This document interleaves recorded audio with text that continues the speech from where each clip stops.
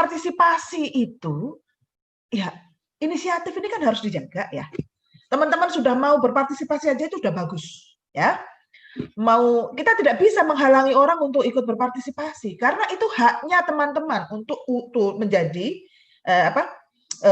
berpartisipasi untuk mengawasi pemilu. Siapapun berhak ya, boleh.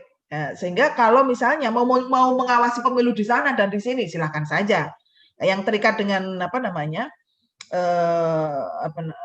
yang terikat dengan biasanya pengaturan itu kan lebih spesifik kalau misalnya pemantau atau pengawas. Nah, itu ini. Tapi kalau saya kira mungkin kalau jadi pengawas, misalnya melakukan pengawasan di mana saja sebagai kader pengawasan partisipatif, dimanapun panjenengan berada, kewajiban untuk menjunjung secara moral, ya, apa yang panjenengan komitkan di awal untuk turut mengawasi demokrasi itu bisa dilakukan di mana saja, ditegakkan di mana saja, gitu. Bahwa kemudian ikut sekolahnya di Magetan, di Surabaya atau di nah itu SKPP-nya nanti yang mengeluarkan ijazahnya itu sekolahnya di situ, ikut di situ. Tapi apakah boleh menjadi? Ya boleh. Mau dari sini kemudian mau mengawasi pemilu di Papua, kalau mau pindah ke Papua masa nggak boleh? Ya boleh. Karena SKPP nanti tolong diklarifikasi oleh teman-teman yang ini ya, kalau ngurusin SKPP kalau memang ini. Tetapi pemahaman saya, SKPP ini adalah memberikan pemahaman dasar dan skill untuk teman-teman untuk bisa menjadi pengawas partisipatif dimanapun panjenengan berada. Prinsipnya itu, gitu ya. Nah, saya akan menjawab pertanyaan yang kedua. Tentang penerapan protokol kesehatan, ada nggak? Sudah pasti ada. Sudah pasti ada. Nah, cuman memang ini kan tadi saya sampaikan ya bahwa ada penyesuaian bahkan di dalam tahapan aktivitas di dalam penyelenggaraan pemilu pun itu juga melakukan penyesuaian. Nah, mohon maaf. Jadi termasuk misalnya tadi yang mestinya dari rumah ke rumah, tapi karena ini risiko tinggi menurut KPU, sudah nggak usah berbasis ini coklatnya nggak usah berbasis ini rumah per rumah, tetapi basisnya di RT RW gitu misalnya kayak begitu. Itu salah satu contoh. Lalu juga apakah kemudian juga mekanisme kampanye terbuka juga bisa diselenggarakan misalnya dalam konteks pandemi ini. Nah, kita tunggu juga karena ini pengaturan teknis itu di KPU. Tetapi protokol itu standar dan itu wajib diterapkan karena sepanjang yang saya ketahui malah justru ini pemilu ini di samping harus ya diselenggarakan untuk menjaga untuk menegakkan demokrasi ini juga menjaga keselamatan dari pemilih itu dalam proses itu, keselamatan semua stakeholder di situ. Nah, ini tanggung jawab bersama. Memang tanggung jawab terbesar itu ada di penyelenggara untuk menciptakan bagaimana kemudian misalnya fasilitas di pada saat di TPS itu apa yang harus disediakan, apa yang harus ada untuk menjamin itu. Lalu petugasnya bagaimana? Karena teman-teman untuk teman-teman ketahui, penyelenggara pemilu wajib bersikap tidak diskriminatif. Artinya apa? Bahkan untuk mereka yang sudah terpapar COVID-19, kita harus layani. Nah, sehingga kemudian prosedur yang ketat, protokol yang ketat itu harus dilakukan. Nah, termasuk juga misalnya dalam konteks ini nanti juga teman-teman bisa menjadi objek pengawasnya teman-teman tuh kalau misalnya di sana tuh penyelenggaranya nggak tertib tuh, nggak pakai ini, nggak pakai masker, nggak pakai ini, karena itu sudah kewajiban itu protokol. Nanti dilaporkan saja bisa di laporan misalnya semacam itu karena ini tanggung jawab bersama. Itu. Ya. Jadi untuk bagaimana menyelenggarakan pemilu yang sehat ya, supaya negaranya kuat ya, atau yang daerahnya kuat misalnya untuk menghasilkan pemilih yang sesuai dengan apa yang menjadi impian rakyat misalnya. Nah, itu tanggung jawab bersama. Walaupun secara teknis ini beban ini ada di penyelenggara, gitu ya. Nah, berikutnya tentang perlindungan hukum ya, perlindungan hukum. Kalau ngelapor itu dilindungi nggak sih kalau melaporkan pelanggaran? Nah, begini ya teman-teman. Sebetulnya pada prinsipnya kita akan menjamin ya. Jadi ada beberapa mekanisme di kita ya. Yang kalau misalnya untuk pengaduan pelaporan misalnya, pelaporan itu teman-teman nanti itu kan teman-teman harus ketahui bahwa teman-teman harus melampirkan ya yang namanya KTP ya sebagai bukti identitas karena itu adalah bagian dari syarat formil di dalam mengadukan peristiwa pelanggaran ya ke pengawas untuk ditindaklanjuti. Nah, tetapi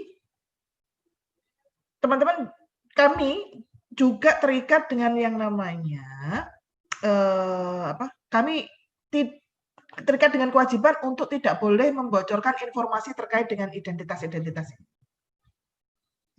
Kecuali nanti kalau ini sidang dilaksanakan, memang karena nanti dilaksanakan terbuka ya. Nah itu semua orang sudah tahu. Tapi kalau perlindungan untuk yang melindungi pelapornya itu bukan ranahnya Bawaslu, teman-teman harus ketahui. Itu ranahnya polisi dan LSPK. Gitu. Jadi kalau merasa teman-teman, karena itu wilayah yang lain, kalau teman-teman merasa ada diancam, ancaman itu tidak pidana, bisa dilaporkan pada polisi untuk diproses misalnya. Kalau perlindungan dalam arti bahwa itu harus ada shelter dan sebagainya jika mengancam jiwa, nah itu harus teman-teman harus menghubungi LSPK sebagai lembaga yang memberikan perlindungan pada saksi dan korban. Jadi ada ruangnya masing-masing. Bawaslu hanya memproses pada perkara pelanggaran yang dilaporkan pada konteks lingkup ruang kewenangannya Bawaslu. Tetapi kalau dalam konteks itu, jika memang teman-teman betul merasa ada ancaman atau tekanan atau bahkan kekerasan misalnya, silakan diproses ya, karena ini sekali lagi koridornya adalah koridor hukum dan yang itu sudah masuk di dalam ranah pidana, jadi tentu itu menjadi ranah di penegakan hukum pidana, polisi, kejaksaan, pengadilan dan seterusnya. Gitu nggih? Nah, berikutnya itu termasuk juga ancaman terhadap pelapor, jadi saya sudah jawab ya. Terus terkait dengan kolaborasi, kolaborasi dengan komunitas ya. Boleh nggak sih kita sebagai kader ini berkolaborasi dengan komunitas? Lah ya boleh. Kan tadi sudah saya sampaikan di awal bahwa panjenengan itu direkrut ya sebagai kader. Ya, sebagai kader. Bukan direkrut sebagai staf atau sebagai ini tidak. Kader. Kalau kader itu harus panjenengan punya kewajiban moral untuk mentransformasi pengetahuan yang didapat, keterampilan yang didapat, memperluas daya gerak, daya dongkrak dari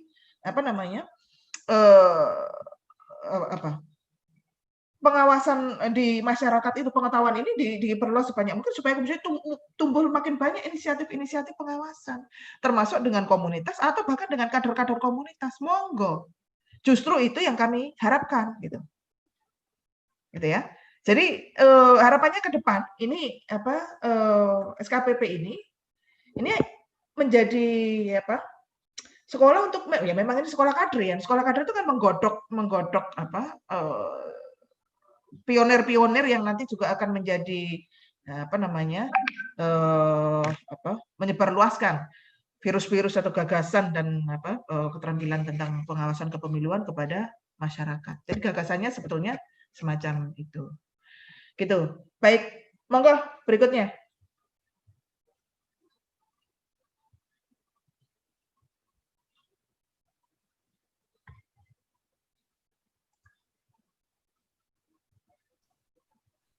Terima kasih BK. Jadi mungkin kita bisa lebih hidup lagi, mungkin bisa ada interaksi antara pemateri dengan peserta. Saya kira mungkin peserta bisa bertanya secara langsung, mungkin dengan di unmute nanti. Mungkin saya tahap ini mungkin bisa 3 dari Surabaya, mungkin 3 juga dari Magetan. perwakilannya.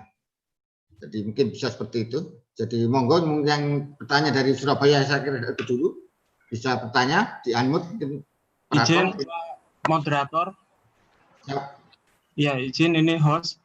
Ini di kolom partisipan sudah ada 4 penanya yang menunjukkan raise hand. Mungkin bisa diakomodir dulu soalnya itu udah dari tadi sepertinya. Ada nama Mas Ilham Zain, ada nama Dava, Bustomi Saputra, dan Nanda Bagus. Di kolom partisipan itu, di sebelah kanan. Ini ada dari Mar'atus Solihah ya, dari mungkin bisa di unmute Pak, di mute Pak, bertanya Mar'atus Solihah.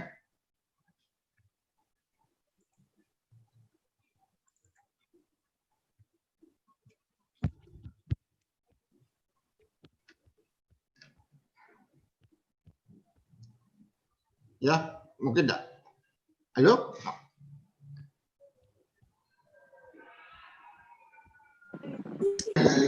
Putra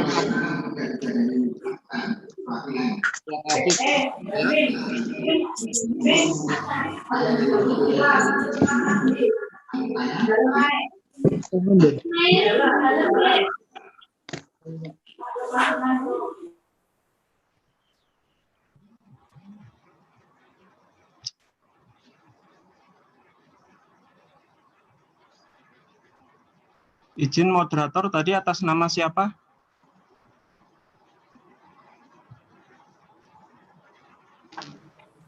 Halo?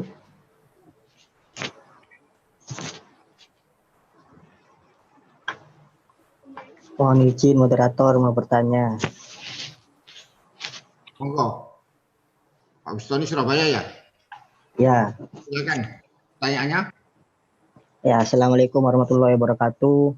Kenalkan, nama saya Bustomi Saputra dari Surabaya. Saya cuma memberikan ini ya Pak, sedikit pernyataan Pak ya, terkait keterangan dari Bu Eka tadi, bahwa kita ini kan sebagai salah satu kader dari Badan Pengawas Pemilu untuk bersinergi dalam mengawasi segala penyelenggaraan pemilu, baik itu dalam tahapan pelaksanaan sampai ke tahapan akhir lah. Nah, yang saya tanyakan begini Pak, demokrasi ini kan dikatakan berhasil ketika rakyat ikut berpartisipasi dalam baik dalam lingkup politik apapun dalam lingkup sosial atau ekonomi dan lain sebagainya.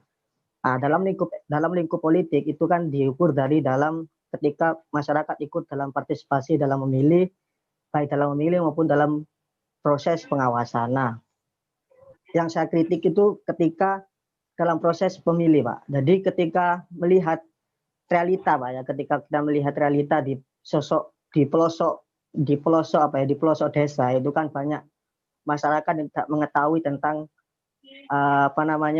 prosedur-prosedur yang dalam proses pemilihan. Nah, ini kan menurut saya bagaimana itu sosialisasi yang dilakukan oleh setiap penyelenggara pemilu ini dalam menjangkau hal itu. Nah, apakah kita ini sebagai kader ini juga diberikan wewenang dalam untuk mensosialisasikan seperti apa yang dilakukan oleh KPU dan Bawaslu yang waktu itu. Nah, yang saya kritik itu adalah realitanya Bawaslu dan KPU itu hanya melakukan sosialisasi di tingkat mahasiswa. Nah, yang saya sayangkan itu di situ Pak. Kenapa? Alasannya itu Kak. Kenapa dan kenapa kok tidak bertuju pada orang-orang yang di pelosok desa yang mana minimnya pendidikan di sana ya kan. Itu bagaimana Pak? Mohon dijawab. Terima kasih. Terima kasih. Yang mungkin pertanyaan yang kedua. Ya, Assalamualaikum warahmatullahi wabarakatuh. Mohon izin bertanya, Pak. Mas Nanda ya? Iya, saya Nanda, Pak. Monggo, Mas Nanda. Ya, Pak ya. Jadi gini, Pak. Kita semua tahu bahwa di setiap pemilu atau pilkada itu selalu memang ada yang namanya politik uang. Nah, dalam hal ini kita menyikapinya bagaimana sebagai seorang pengawas atau pengintai yang baik? Karena berdasarkan pernyataan Ibu Eka tadi, dari kita ketika melakukan pelaporan itu tidak ada perlindungan dari pihak penyelenggara seperti itu. Karena untuk perlindungan itu sendiri dari polisi saja. Kayak seperti itulah. Terus bagaimana kita menyikapi dengan cara yang seperti itu gitu loh, Pak. Terima kasih. Ya. Jadi pokok intinya pada bagaimana perlindungan terhadap Ya, saksi atau terhadap pelapor laporannya, Pak. tindakan pidana pemilu seperti money politik ya. Iya, Pak. Yang ketiga mungkin bisa Surabaya sebelum ke Magetan.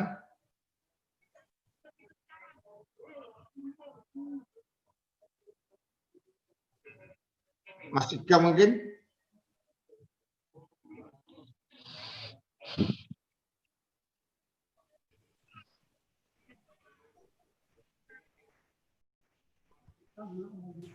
Mas Ika. Ika Prayitno.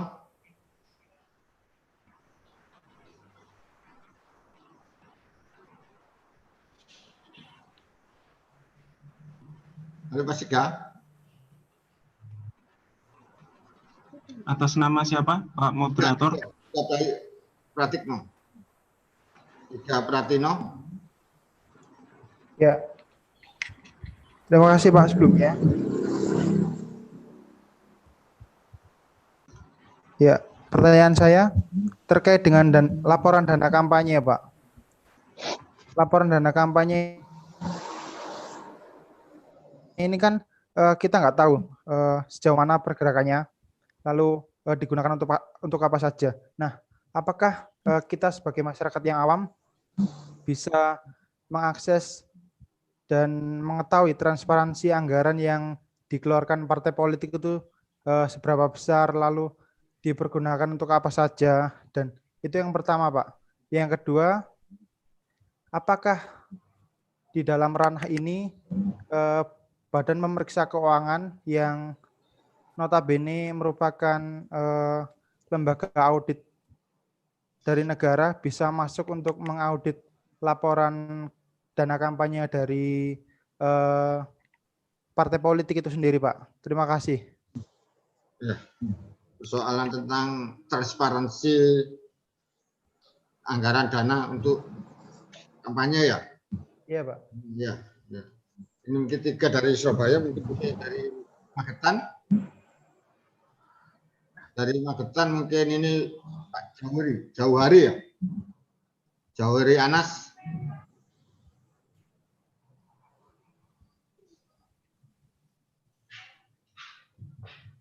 Pak Jauhari Anas.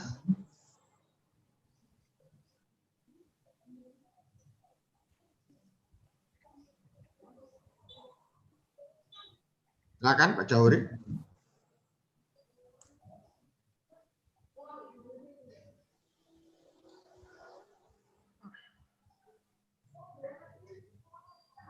Cek. Ya, monggo. Baik Pak, terima kasih waktunya. Di kolom chat tadi saya tanya tentang bagaimana jika petahana itu ambil start dulu untuk kepentingan pemilihan.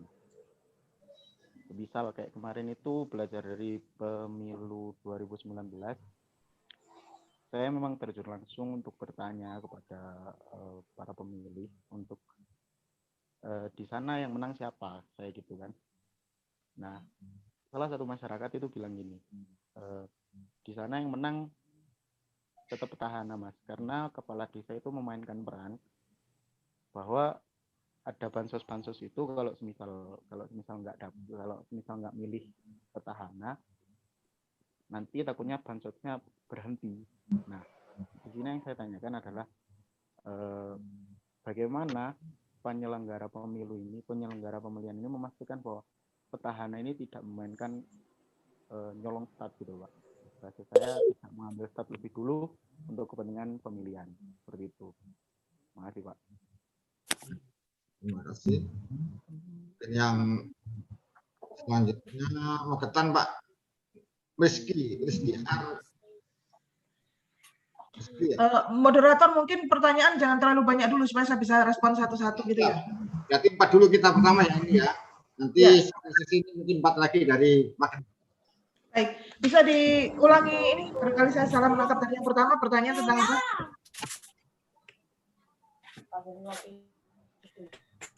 Pak Moderator. Pertanyaan yang pertama tadi tentang apa Pak Moderator? Mohon maaf, saya Sosialisasi yang dilakukan oleh KPU maupun Bawaslu hingga tingkatan kelurahan terhadap masyarakat yang dalam tanda petik pengetahuannya tentang yang kedua tentang perlindungan saksi, bagaimana perlindungan saksi terhadap seseorang yang melaporkan tentang monolitik ataupun pelanggaran yang lainnya. Yang ketiga tentang laporan dana kampanye. Jadi seperti apa? Ya. Yang keempat dari teman-teman Magetan tadi petahana apa namanya kampanye lebih dulu dalam arti pembagian apa namanya pembagian sumbang apa namanya pembagian anggaran dana desa dan sebagainya seperti itu. Oke, sebentar. Yang terakhir saya tidak terlalu menangkap ya soal dana desa, tetapi yang begini, soal sosialisasi, ya, sosialisasi itu pada prinsipnya kalau orang mau berbagi pengetahuan pada siapapun, kapanpun, dimanapun kan boleh saja. Teman-teman sebagai orang yang sudah punya pengetahuan tentang kepemiluan, kalau mau melakukan sosialisasi tentang pemilu ya kami sangat welcome, gitu loh. Hanya mungkin kalau nanti pertanyaannya kemudian menjadi apakah kemudian nanti kita bisa disupport misalnya terkait dengan logistik dan sebagainya untuk melakukan sosialisasi. Nah itu yang barangkali nanti sepertinya agak susah karena kita lembaga negara yang seluruh kegiatannya itu kecuali kalau teman-teman terlibat misalnya di dalam program sosialisasinya Bawaslu. Nah itu dimungkinkan. Ya, jadi teman-teman bisa menggerakkan komunitas dan terlibat di dalam proses sosialisasi yang dilakukan oleh Bawaslu, monggo. Tetapi kalau kita kemudian mensupport dengan memberikan semacam mungkin ya insentif atau anggaran atau apapun untuk teman-teman bisa melakukan sosialisasi, itu sepertinya agak susah karena dari sisi pengelolaan keuangan dan sebagainya kita sangat terikat oleh peraturan-peraturan yang itu sepertinya agak susah karena kita bukan LSM ya, gitu. Kecuali kalau misalnya ya itu tadi yang saya sampaikan begitu. Nah, kalau masuk di dalam programnya Bawaslu itu bisa, gitu. Tapi kalau misalnya teman-teman punya inisiatif lalu kemudian minta disupport baik oleh Bawaslu maupun KPU, saya kira mungkin itu harus ikut pada dimungkinkan dengan beberapa cara, tetapi itu sangat mungkin ketat ya peraturannya karena kita kan harus semuanya harus bisa dipertanggungjawabkan apa yang kita lakukan mulai kegiatan dan seterusnya gitu ya, sehingga kalau teman-teman juga memahami setiap lembaga negara itu setiap sen yang dikeluarkan itu harus sudah direncanakan, harus dilakukan sesuai dengan apa yang direncanakan, lalu kemudian harus bisa dipertanggungjawabkan gitu. Nah, intinya kurang lebih begitu. Jadi kalau bersama-sama dengan kami ini masih bisa. Nah, kalau misalnya ini yang agak susah. Tapi pada prinsipnya siapapun kalau mau mensosialisasikan tentang ini itu sangat kami sangat senang gitu ya. Inisiatif-inisiatif harus banyak mungkin dimunculkan. Yang kedua, kembali merespon tentang pertanyaan terkait dengan perlindungan hukum. Nah, teman-teman kemarin ketika belajar tentang penanganan pelanggaran, ya materi tentang penanganan pelanggaran, teman-teman tentu memahami ada beberapa situasi keterbatasan yang kami hadapi sebagai pengawas dalam konteks untuk penanganan pelanggaran, ya. Apalagi dalam konteks pilkada. Ini kan teman-teman paham ya, ada dua rezim ya, rezim pemilu sama rezim pilkada. Kalau rezim pemilu pengaturannya lewat Undang-Undang 7, Undang-Undang Pemilu. Rezim pilkada diaturnya lewat Undang-Undang 10 tahun 2016 ya. Nah, ini berbeda pengaturannya. waktu jangka waktu penanganan pelanggaran, jika teman-teman temukan pelanggaran, ini kalau di pemilu itu lebih panjang, 14 hari kerja. Kalau di pilkada enggak, 3+2, 5 hari kalender. Waktu yang sangat pendek, kita masih harus sementara kalau jadi gini, perlindungan saksi korban itu kalau mengacu pada undang-undang ini ya, perlindungan saksi itu, ini masih prosesnya itu kalau melihat itu agak panjang, sehingga kemudian sementara penanganan kita itu pendek, dalam waktu 5 hari kita harus sudah bisa membuktikan dan seterusnya misalnya. Nah, sampai pada untuk memproses, membuktikan apakah satu pelanggaran itu. Nah, ini dalam waktu yang pendek ini apapun bisa terjadi, dalam eskalasinya bisa cepat misalnya. Saya memahami apa yang menjadi kegelisahannya teman-teman. Jangankan teman-teman, penyelenggara sendiri pun juga sering dihadapkan pada situasi semacam itu, intimidasi dan seterusnya. Karena kita berhadapan dengan ini dimensi kontestasi, orang kemudian bersaing merebut suara dan seterusnya, banyak hal bisa terjadi, mendukung sana sini, sentimen kelompok dan seterusnya, gesekan bisa ini. Karena kita bertarung dengan yang namanya ada kepentingan yang bertarung di situ, dan kita ada di tengah-tengah itu, gesekan-gesekan ini apapun bisa terjadi. Risiko bisa dialami oleh siapapun, termasuk penyelenggara. Gitu. Nah, Pak Dayat bahkan mungkin bisa cerita itu ada panwasamnya yang berulang kali bahkan mendapat kekerasan fisik. Ini tidak. Saya tidak dalam konteks untuk ini ya. Nanti jangan dipikir, wah WK ini nakut-nakutin, tidak. Tapi maksud saya adalah begini, berpikirnya jangan ke situ.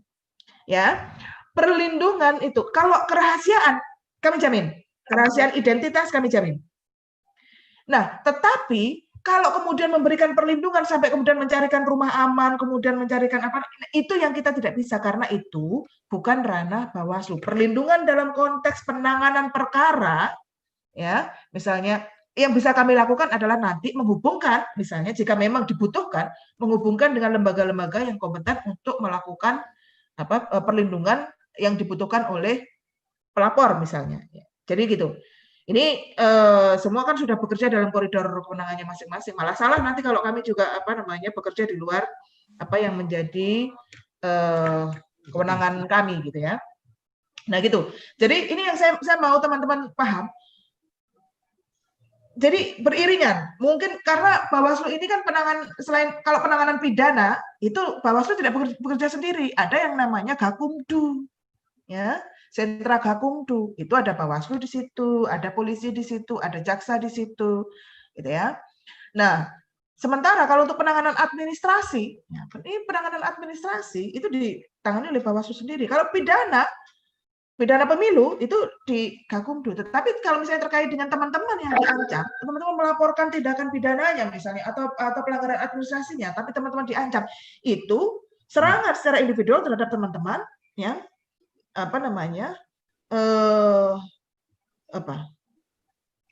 mungkin mengancam kepentingan mereka. Tetapi sepanjang data panjenengan yang masuk ya sebagai identitas pelapor kami akan rahasiakan, tidak akan buka untuk publik ya kalau soal itu. Jadi kita memang berharap bahwa sebanyak mungkin masyarakat itu bisa melaporkan untuk mengadukan jika menemukan pelanggaran ya di sekitar mereka.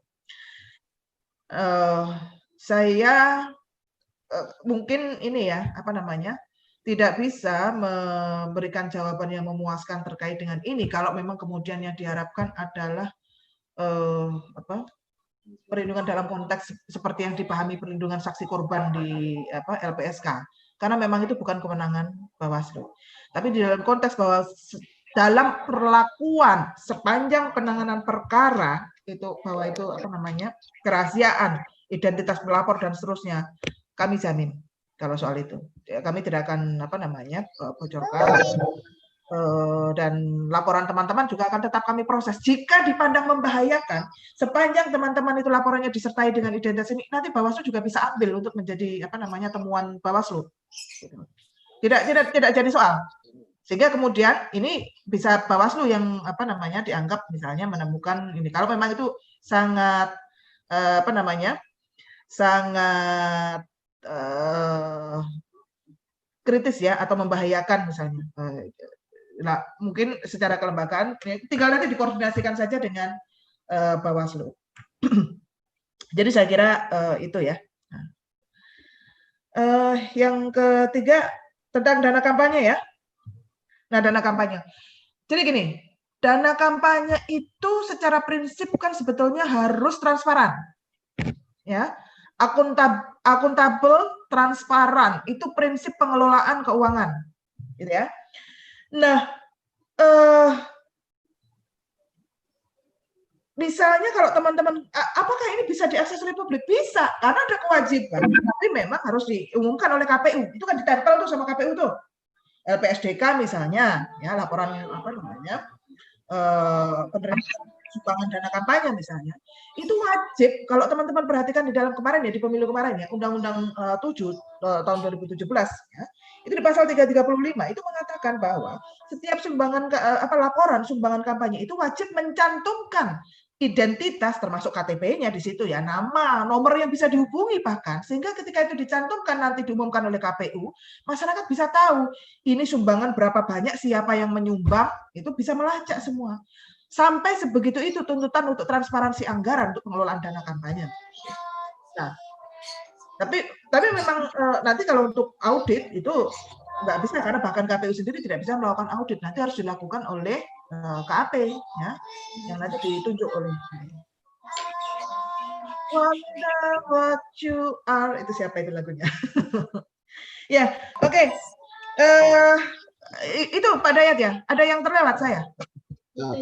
Strategi Bu. Strategi kalau petahana maju kembali. Strategi kalau petahana yang dia mencalonkan mengkampanye lebih dulu, petahana tadi yang dari teman-teman Magetan. Strategi petahana mencalonkan lebih dulu maksudnya? Strategi Bawaslu untuk melakukan pencegahan terhadap petahana yang mencalonkan lagi. Oh, strategi Bawaslu untuk mencegah petahana mencalonkan lagi. Mengambil mencuri stat untuk melakukan mencuri stat. Oh, ya. Saya kira begini. Ini kan semua aktor ya, itu terikat dengan yang namanya regulasi. Ya. Kalau KPU sudah menetapkan tahapan misalnya, kapan kampanye dimulai atau tidak, siapapun mau petahana mau tidak itu tidak boleh mencuri stat, ya. Nah, tapi memang apalagi dalam situasi COVID kemarin, ini teman-teman juga dihadapkan pada situasi bahwa petahana-petahana ini bisa jadi akan mengerahkan seluruh sumber daya yang mereka punya, termasuk struktur yang ini untuk dipakai sebagai mesin untuk memenangkan kontestasi gitu. Nah, ini memang menjadi ruang-ruang yang menjadi fokus dari pengawasan kita juga gitu ya. Termasuk juga teman-teman itu jangan dipahami bahwa ini hanya melihat kasat mata apa yang nampak, misalnya di situ ada bansos atau tidak yang digunakan, di situ ada program masyarakat atau tidak yang digunakan, tidak. Teman-teman itu bahkan sampai melilii yang namanya ABBD. Pada ini misalnya berkaitan dengan proses perencanaan anggaran misalnya, itu bisa dilihat misalnya anggaran dana sosialnya ini naik apa enggak nih, gitu. Karena kita paham bahwa dalam konteks ini petahana itu selalu diuntungkan oleh posisi mereka sebagai orang yang punya akses terhadap sumber daya politik ya dan ekonomi dibanding misalnya ini yang lain gitu. Nah, tetapi karena memang aturan yang secara tegas mengatakan bahwa ini tidak boleh. Karena kalau tidak itu bisa dijerat dengan pelanggaran yang sifatnya TSM nanti. Gitu. Menggunakan di samping juga ada aturan pidananya gitu. Jadi ini ya yang kami tentu akan memaksimalkan segala upaya baik melakukan pengawasan langsung maupun tidak langsung gitu ya, termasuk juga melototin seluruh ruang-ruang tadi, termasuk misalnya sampai kalau perlu APBD, sampai kemudian itu kampanye, misalnya pada saat kampanye, misalnya apakah ada kemudian program-program pemerintah yang digunakan, sampai pada mobilnya, apakah mobilnya juga misalnya, pokoknya seluruh ini fasilitas negara tidak boleh digunakan, semua yang bersumber dari keuangan negara tidak boleh digunakan untuk kampanye. Jadi apapun akan kita lakukan untuk memastikan bahwa itu tidak terjadi. Gitu. Oke. Terima kasih Bu Eka. Jadi kita buka termin yang kedua. Jadi mungkin dari teman-teman, kalau tadi kebanyakan dari teman-teman Surabaya, ini pada termin yang kedua ini saya buka untuk teman-teman di Magetan. Jadi bisa mungkin Alfian, Maget ya, Mas Ilham Muhammad Majid, ada pertanyaan? Ya, terima kasih Pak. Ini saya mau bertanya, kan ketika dalam arti pilkada sekarang kan diundur, terus pilkada selanjutnya kan entah bagaimana harus terjadi di pilkada 2020. Nah, bagaimana kesiapan dari Bawaslu? Kejadian Mas, bilang agak terang. Halo, kedengaran Pak? Ya, terima kasih buat diberi kesempatan buat bertanya. Ya, di sini mau bertanya, ketika penundaan pilkada tahun ini kan berakibat pandemi sekarang berakibat penundaan dalam pilkada. Nah, untuk pilkada selanjutnya, apakah dari Bawaslu sudah menyiapkan strategi khusus dalam arti teknologi yang harus disiapkan dalam teknologi yang sekarang kan biasanya dibutuhkan kayak pemilu dan sebagainya, kan ke depannya kita nggak tahu bagaimana pemilu selanjutnya, apakah pemilu langsung atau pemilu secara elektronik. Nah, bagaimana kesiapan dari Bawaslu untuk menyiapkan pengawasan di bidang teknologi seperti itu, Pak? Ya, terima kasih Mas Ilham Muhammad. Mungkin dari Magetan yang lainnya?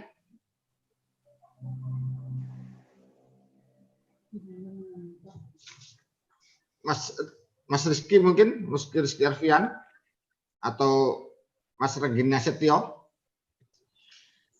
Mas moderator, itu sebetulnya banyak pertanyaan di kolom chat itu juga bisa diambil, atau yang sudah resen di ini dulu enggak apa-apa. Ini ya, ini kan saya ambil dari kolom chat, Mas Rizky, Mas Nuria Asmi, Mas Regina ini mungkin dari Magetan.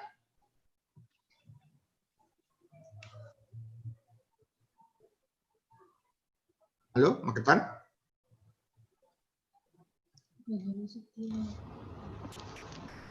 Cek. Mas ya, Pak. Ya, Mas Rizky Arfian. Bismillahirrahmanirrahim. Assalamualaikum warahmatullahi wabarakatuh. Salam. Saya mau menanyakan, dalam situasi pandemi kali ini, apakah masyarakat yang terdampak positif COVID masih tetap memiliki hak pilih? Jika masih, bagaimana skenario-nya dan bagaimana cara kita sebagai kader pengawas untuk mengawasi pemilihan bagi masyarakat yang terdampak positif COVID-19 yang dikarantina dan diisolasi, terutama yang di rumah sakit kayak gitu, Pak. Terima kasih, begitu saja, Pak. Satu lagi mungkin dari Magetan, mungkin Regina atau Nuria Regina.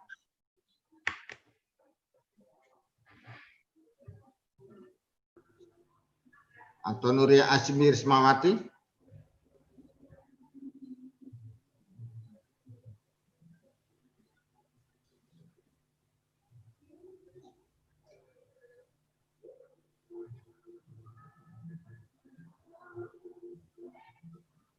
Ya, Regina. Ya, mungkin Nuria Azmi mungkin. Nuria Azmi.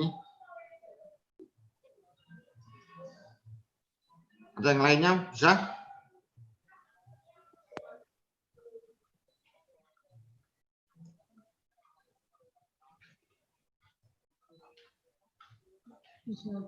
Atau siapa? Atau siapa saja dulu? Bu Eka? Ya, baik. Oke. Ada dua pertanyaan tadi dari ya, baik. Mas Ilham dan Mas Rizky. Baik. Saya akan mencoba menjawab pertanyaan yang pertama. Yang pertama terkait dengan kesiapan teknologi, ya, Bawaslu untuk mengantisipasi pandemi ya, dan ke depan barangkali mungkin mekanisme adaptasi gitu ya. Nah, kalau Bawaslu saya kira teknologi untuk kesiapan teknologi kami sudah sangat siap. Bawaslu bahkan sudah punya ya seperti yang teman-teman ketahui, kita punya yang namanya Gowaslu. Bahkan kayaknya hampir di setiap apa namanya lini dari kegiatan Bawaslu itu tidak lepas dari teknologi bahkan. Ya, mekanisme pelaporan baik internal maupun dari apa namanya dari masyarakat kita siapkan ya, apa namanya aplikasi-aplikasi yang bisa menampung, mengakomodir kebutuhan-kebutuhan ini ya. Dan memang kita menyadari, misalnya kenapa kita juga menyasar teman-teman SKPP itu dari kelompok milenial ya, dari teman-teman pemilih muda, karena memang juga kita teman-teman ini sangat akrab dengan teknologi ya, dan harapannya adalah ketika misalnya nanti dengan Gowaslu teman-teman sudah sangat artinya sangat mudah karena kita juga siapkan fitur-fitur itu yang dengan mudah yang bisa orang bisa tidak kesulitan untuk memahami instruksi-instruksi yang tersedia di situ ya, termasuk kita lengkapi misalnya untuk mekanisme bukti-bukti yang harus dicantumkan itu apa saja gitu. Jadi orang bisa sangat mudah untuk melaporkan jika ada pelanggaran yang ditemukan. Nah, tidak hanya itu, Gowaslu pun sebetulnya karena menyadari bahwa kita tidak bisa bekerja hanya dalam konteks yang mekanis ya, atau mekanis itu artinya bahwa ya memang pemerintahnya gitu ya sudah lakukan itu, tidak, karena kita juga harus menjamin bahwa hak setiap orang, setiap pemilih ya itu tidak dilanggar ya. Jadi dalam rangka untuk menekan diskriminasi dan juga bagaimana, termasuk juga bagaimana misalnya kelompok-kelompok yang rentan atau kelompok-kelompok yang mungkin tidak punya akses terhadap sistem yang kita siapkan untuk pelaporan ini, ya, misalnya penyandang disabilitas ya, untuk tunanetra bagaimana dong untuk bisa mengakses memberikan laporan misalnya kalau kita mau mengakses itu. Nah itu Bawaslu Jawa Timur sudah memodifikasi ya, mencoba untuk mengakomodir ini sehingga bisa memberikan ruang yang maksimal kepada siapapun termasuk pada kelompok penyandang disabilitas dan kelompok-kelompok rentan lainnya untuk bisa mengakses atau jalur pelaporan ini dengan mudah gitu ya. Nah, prinsip-prinsip itu yang kita terapkan. Pada prinsipnya kita akan terus mengembangkan dan terus mencoba untuk satu memastikan ya bahwa tidak boleh ada diskriminasi pada siapapun untuk terkait dengan layanan Bawaslu ya. Kemudian yang kedua kita juga akan memastikan bahwa apapun situasinya akan kita hadapi ya, penyesuaian atau mekanisme adaptif pasti akan kita lakukan, termasuk misalnya jika ada kebutuhan untuk merombak misalnya sistem mungkin bukan syarat pelaporannya ya, tetapi misalnya teknologi yang kita gunakan supaya itu harus ikut dengan perkembangan zaman kan, harus ikut dengan perkembangan situasi. Nah kita akan siap dengan itu. Nah nanti tinggal yang penting bahwa ini tidak bertentangan dengan peraturan undang-undangan atau koridor kewenangan yang kita miliki gitu. Saya kira mungkin itu kalau terkait dengan tadi ya penyiapan teknologi. Nah, jika ada yang masih belum paham tentang Gowaslu nanti itu bisa nanti ada ruang yang lain ya untuk tapi insya Allah itu sudah sangat mudah. Jadi kami Bawaslu Jawa Timur sedang mengembangkan aplikasi Gowaslu itu dengan termasuk misalnya dengan suara gitu ya, supaya kemudian yang tunanetra itu tidak kesulitan untuk mengakses. Nah, yang kedua, pertanyaan kedua terkait dengan jika masyarakat terpapar COVID atau ada yang positif COVID, apakah masih tetap dilayani? Pasti harus dilayani. Nah, bagaimana melayaninya? Nah, kita tunggu regulasi teknisnya, karena ini kondisi yang kita tidak bayangkan, ya. Tidak pernah bayangkan, tidak pernah terjadi sepanjang sejarah kita bekerja dalam situasi pandemi. Tentu protokol-protokol itu juga harus kita ikuti, tetapi teknis bagaimana kemudian memberikan pelayanan kepada kelompok-kelompok yang ini kan sebenarnya juga termasuk kelompok rentan ya, sudah terpapar COVID ini. Ini jangankan kalau teman-teman ngawasin ya, ini Bawaslu-nya sendiri yang bekerja itu ngawasin juga ketar-ketir sebetulnya kalau harus ini. Tetapi itu kita harus menjamin karena kita nggak boleh diskriminasi. Layanan harus diberikan kalau misalnya entah nanti kalau yang kemarin misalnya pemilu harus didekatkan pada rumah sakit atau lokasi-lokasi ini, bahkan misalnya di di lapas misalnya itu juga dijamin haknya.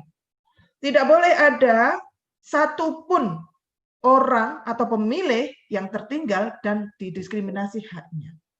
Prinsipnya itu, dan kita harus menjamin itu. Jadi KPU harus menyediakan, harus memastikan bahwa mereka terjamin hak pilihnya. Nah, tugas Bawaslu mengawal itu. Tugas teman-teman juga kalau misalnya mengetahui ada yang ini, juga laporkan pada Bawaslu. Mau diapa-apain, gimana pun, yang punya kewenangan untuk nyemprit itu menurut undang-undang ya Bawaslu. Jadi kalau tadi saya lihat ada yang tanya, terus kewenangannya apa dong pengawas pemilu? Loh, pengawas itu, pengawas partisipatif teman-teman alumni sekolah kader ini menjadi mungkin semacam kalau memberikan feedback ya di masyarakat ya. Jadi menyampaikan jika ada temuan-temuan, ya, maaf bahasanya mungkin bukan temuan, jika menemukan, kalau temuan itu teman-teman Bawaslu ya. Nah, meneruskan informasinya kepada kawan-kawan Bawaslu, gitu. Sehingga nanti Bawaslu yang akan menindaklanjuti, karena yang punya kewenangan hanya Bawaslu menurut undang-undang untuk menindaklanjuti. Nah, ya, menindaklanjuti, sehingga teman-teman sifatnya hanya menjadi agen informasi saja untuk menjangkau sebanyak mungkin ini yang menjadi mata, telinga gitu ya, untuk menuju demokrasi yang lebih baik ya, saya kira. Karena sekali lagi ini tanggung jawab kita bersama, tidak hanya tanggung jawab Bawaslu gitu. Nah, saya kira mungkin itu untuk 2 pertanyaan yang saya terima. Monggo jika masih ada yang lain. Terima kasih Bu. Mungkin ada pertanyaan yang lain. Mungkin Magetan tadi kan saya kasih 3 ya, baru 2. Atau ada 1 lagi mungkin saya kasih kesempatan Magetan. Kalau memang tidak ada, saya coba ke Surabaya. Ini ada pertanyaan yang menarik yang saya lihat dari kolom chat, kalau boleh saya merespon. Ya. Ini mungkin saya akan coba ke ini dulu deh, soal dari Magetan ini yang Mbak Eka Rosida terkait dengan penyandang disabilitas seorang tua yang sepuh. Apa bisa diwakilkan? Tidak bisa diwakilkan. Ya. Nah, makanya kemudian akses ini harus disediakan oleh KPU. Ya, akses untuk termasuk misalnya jika memang dibutuhkan bisa disediakan pendamping. Kalau di dalam pemilu kemarin ya pendamping, tetapi bukan dia yang nyoblosin, tapi pendamping ini harus juga kemudian mengikuti sejumlah prosedur, misalnya menandatangani pernyataan ya bahwa dia tidak akan membocorkan dan seterusnya menjamin, karena kerahasiaan itu mutlak sifatnya, dan ini tidak boleh nanti dia misalnya ngember, oh itu loh milih itu, yang ini milih itu, misalnya, tidak boleh. Meskipun itu orang dipercaya, karena dia dipercaya oleh si pemilih itu. Nah, pendamping itu hanya kalau dibutuhkan. Nah, kadang-kadang memang di TPS itu tidak selalu tersedia, terutama untuk penyandang disabilitas ya, terutama yang tunanetra. Kalau untuk yang yang lain ya, misalnya tunadaksa itu ya memang harus difasilitasi, misalnya yang pakai kursi roda misalnya, itu sudah ada aturan, misalnya TPS-nya itu mereka masuk itu harus cukup misalnya untuk kursi roda, kemudian tidak tidak di tempat bertingkat-tingkat tangganya yang kemudian itu menyusahkan buat orang misalnya itu. Ada standar-standar semacam itu. Nah, prinsipnya pemilu pelaksanaan pemungutan suara itu juga tidak boleh diskriminatif juga dan menjamin bahwa hak setiap orang itu bisa terpenuhi gitu. Jadi itu. Lalu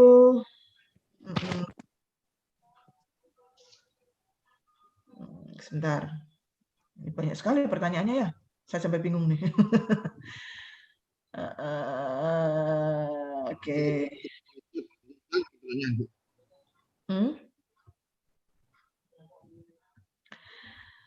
Ya, kalau Mas Afandi soal kalau surat-suara tidak sesuai, ada money politik dan seterusnya, ada serangan fajar dan seterusnya, apa yang bisa dilakukan untuk mengantisipasi? Nah, kalau antisipasi tentu harus dilakukan jauh-jauh hari kalau terkait dengan money politik ini. Tentu bisa dilakukan baik secara struktural maupun secara kultural. Secara kultural, teman-teman bisa membantu menumbuhkan lingkungan yang sensitif dan punya dan berkesadaran, berkeadaban politik ya, sehingga kemudian mereka tidak rentan, tidak bisa menjadi sasaran money politik ketika orang kemudian nggak butuh yang namanya politik uang misalnya.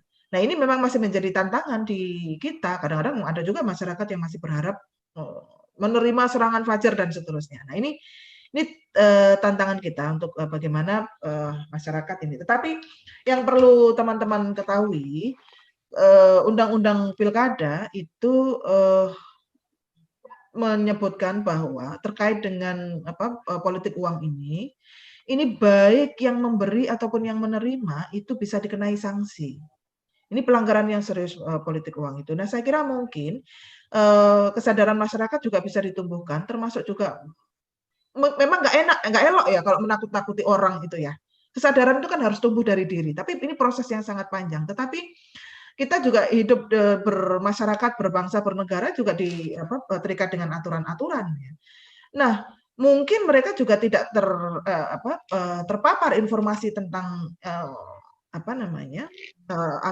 Nah, teman-teman juga bisa menyampaikan aturan-aturan terkait dengan itu bahwa mereka bisa saja nanti menjadi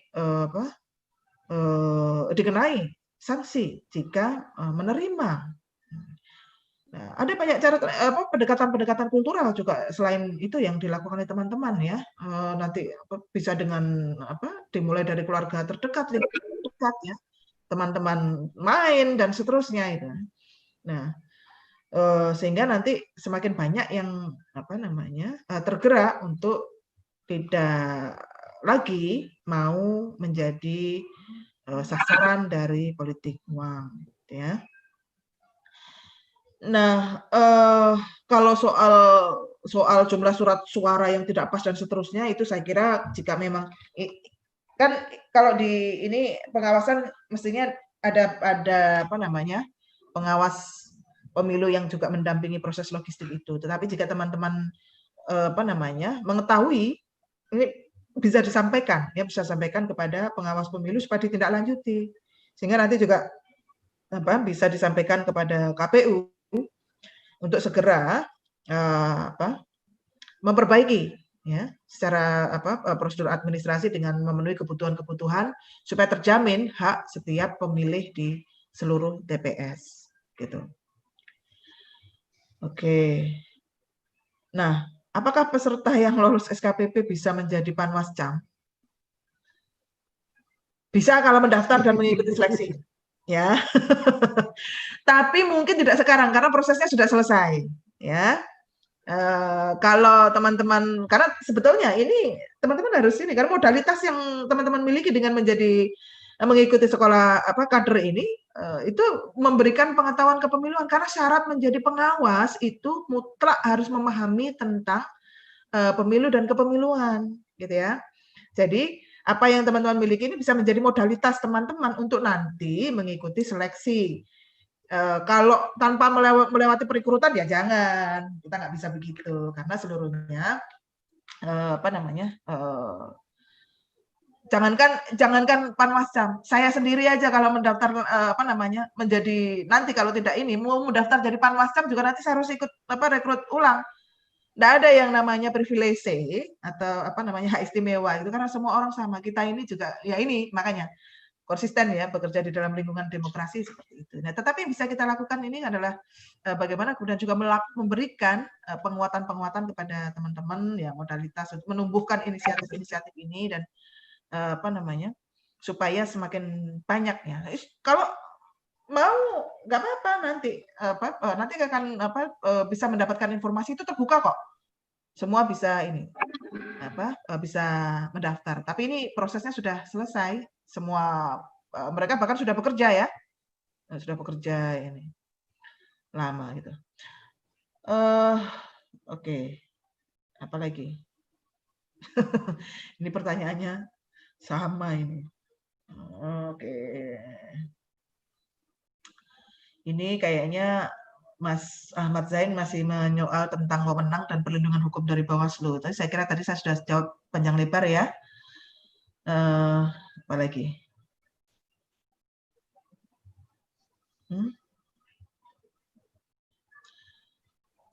Oh, oke. Ini akreditasi.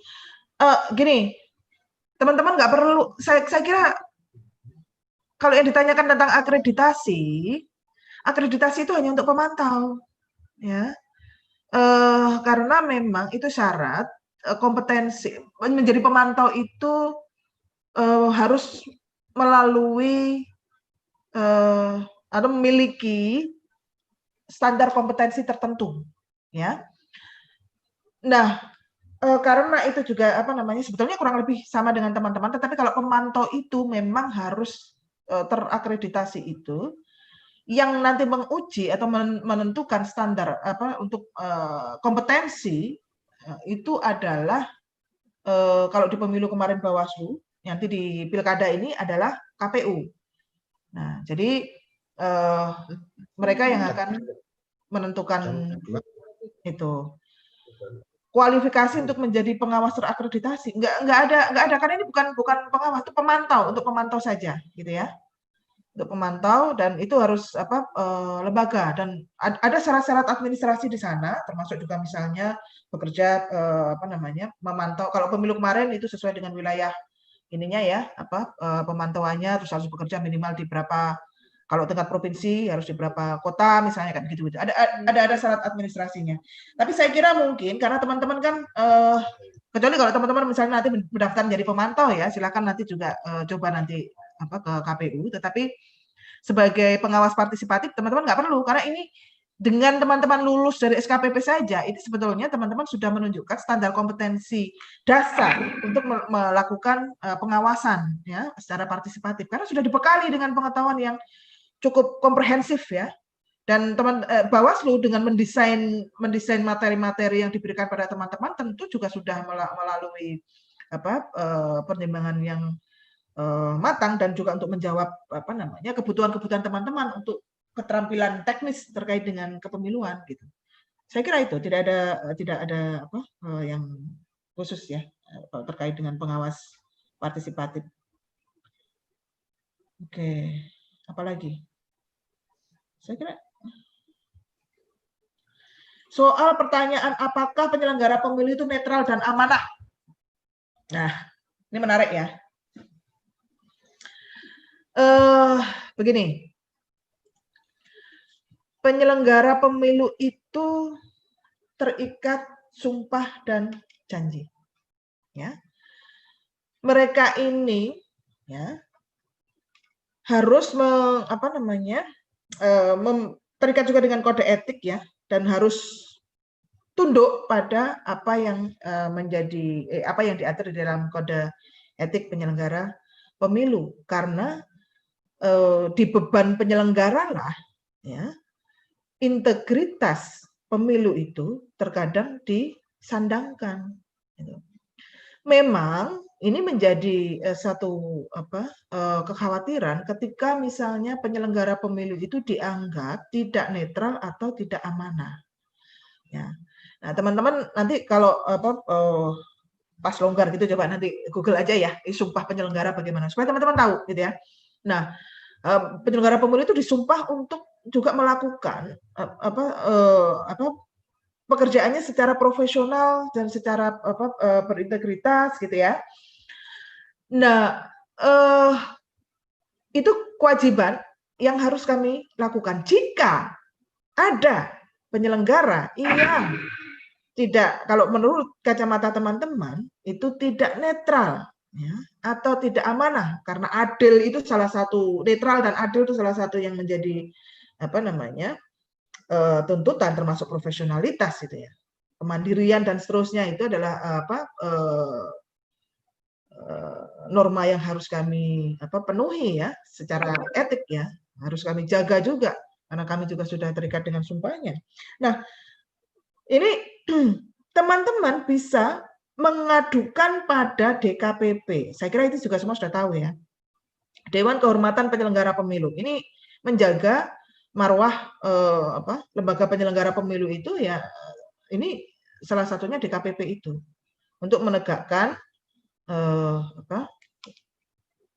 integritas pemilu. Nah, teman-teman, itu semua orang sekarang itu bisa dengan mudah gitu mengadukan ke DKPP kalau soal bahkan perkara apapun, tidak hanya terkait dengan pelanggaran pemilu, bahkan perkara apapun yang terkait dengan, karena memang penyelenggara pemilu tidak hanya terikat dengan kewajiban untuk mengawal demokrasi ini secara bermartabat, dan penyelenggara pemilunya juga harus bermartabat tapi dia juga terikat dengan dia hidup berbangsa dan bernegara, sehingga kemudian perilakunya di lingkungan sekitar itu pun juga ini kadang-kadang juga menjadi objek objek amatan publik ya, kadang-kadang juga bisa dilaporkan ke DKPP meskipun tidak terkait dengan tahapan pemilu. Misalnya ada penyelenggara pemilu yang melakukan kekerasan misalnya, ya boleh saja dilaporkan, silakan, karena itu selain yang kekerasan terjadi dalam konteks electoral violence, ini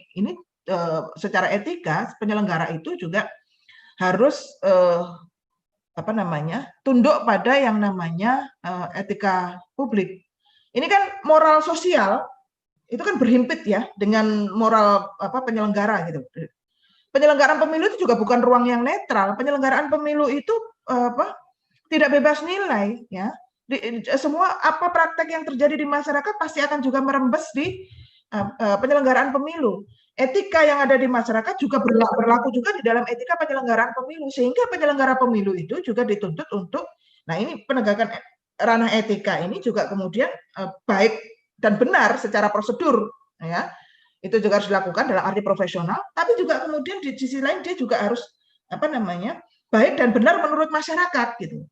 Ya, silakan saja kalau misalnya mau teman-teman misalnya menemukan ada jajaran penyelenggara yang dianggap menyalahi atau melanggar prinsip-prinsip etika ini sehingga mencederai integritas dan marwah kelembagaan, saya dengan sangat terbuka mempersilahkan teman-teman untuk mengadukan siapa saja. Gitu. Oke, saya kira itu. Apakah masih ada lagi?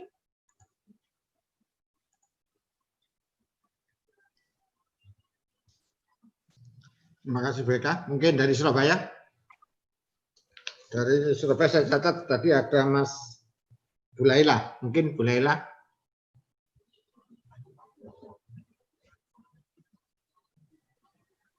Oh, sorry, berkaitan dengan itu sedikit ini menambahkan sebelum ke Mbak Laila ya. Terkait dengan Magetan, terkait dengan apakah ada penyelenggara yang terjerat kasus pelanggaran pemilu atau pemilihan. Nah, karena kasus pidana naik oleh penyelenggara melakukan kecurangan, khususnya KPU. Apakah itu sebuah desas-desus yang tidak benar atau kekurangan bukti? Gini, ya.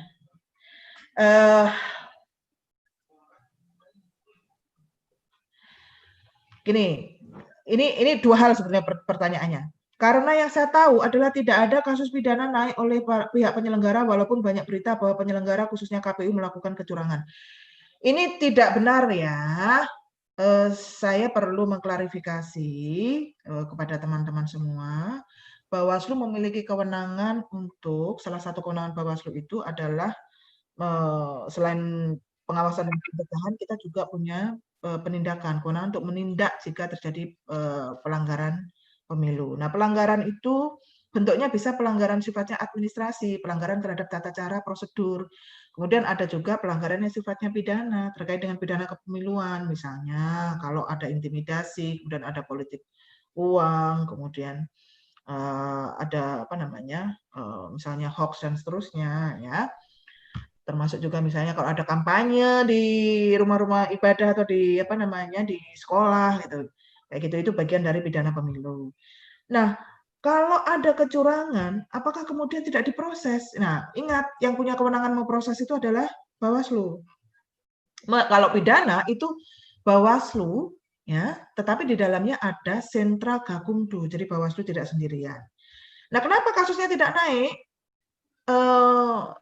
Yang pasti kami jamin bahwa Bawaslu akan senantiasa bekerja secara profesional, karena kita sekali lagi terikat pada apa namanya undang-undang, ya. Ada kewajiban kita untuk menindaklanjuti setiap pengaduan. Kalau tidak ditindaklanjuti masalah, silakan diadukan Bawaslu. Kalau tidak menindaklanjuti laporan, pasti setiap laporan akan ditindaklanjuti. Tetapi bahwa kemudian misalnya ada pengaduan yang di dalam prosesnya ketika ditindaklanjuti oleh Bawaslu mungkin dinyatakan tidak memenuhi syarat formil material, maka itu kalau dalam konteks penanganan pidana itu bisa jadi tidak bisa dilanjutkan perkaranya. Nah, Bawaslu itu kan bekerja kan nggak boleh ngawur nih, kan ada aturannya. Jadi ini soalnya hukum. Nah, kalau pidana itu nanti muaranya ke pengadilan ini ya untuk apa pidana itu, sehingga kemudian ada proses-proses yang harus dilakukan, termasuk misalnya mengumpulkan bukti-bukti dan seterusnya.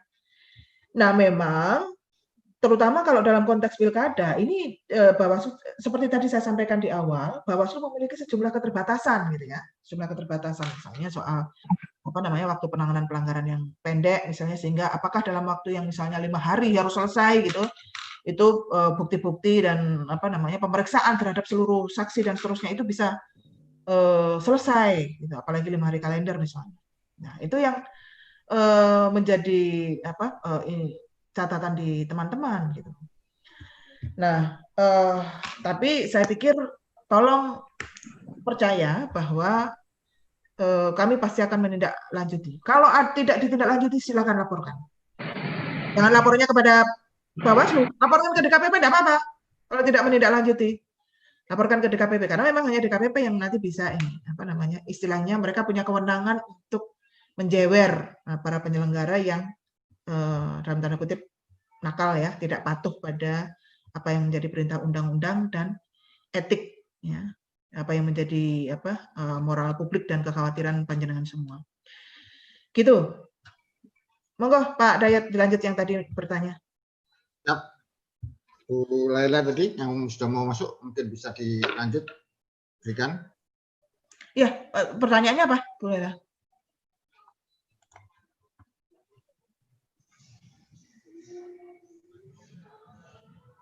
Bu Laila? Mungkin host bisa di-unmute.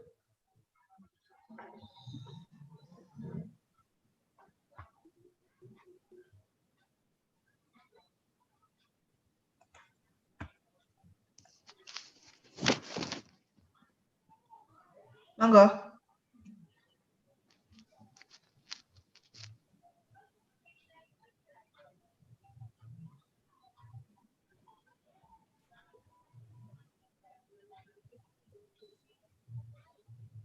Mbak Laila masih di tempat, kalau enggak, oke, monggo. Oh ya, assalamualaikum Bu. Nggih, waalaikumsalam. Iya, gini Bu, saya kan tadi kan bertanyanya lewat yang di apa namanya di chat itu kan mengenai politik kan, politik uang. Nah itu tadi udah sempat Ibu bilang, maksudnya Ibu jawab. Terus ini saya mau tanya terkait misal kan kalau misal ada pemilihan atau menjelang pemilihan atau pemilu itu kan ada beberapa masyarakat itu yang kayak modelnya itu seperti kompor lah dalam istilah Surabaya, apa ya, provokasi bahwa percumalah kalau memilih A, memilih B ini, nanti ujung-ujungnya ke depannya kita juga tetap bekerja, nggak ada pengaruhnya bagi kita. Apakah itu juga salah satu bentuk kayak yang bukan menghambat sih, kayak misalnya itu membuat suara untuk pemilihan ini itu berkurang gitu Bu, apa juga berpengaruh. Terus bagaimana kita sebagai kader-kader itu untuk menyikapinya, apa perlu dilaporkan ke badan yang terkait atau kita hanya memberikan kayak pencerahan ataupun memberikan kayak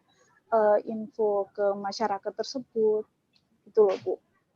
Justru kadang orang-orang yang seperti itu yang saya sering ketemu di masyarakat itu orang-orang yang ya ilmunya dalam pengetahuannya itu cukup luas juga, namun dia kayak ada unsur seperti provokasi kayak gitu tuh Bu. Itu aja sih.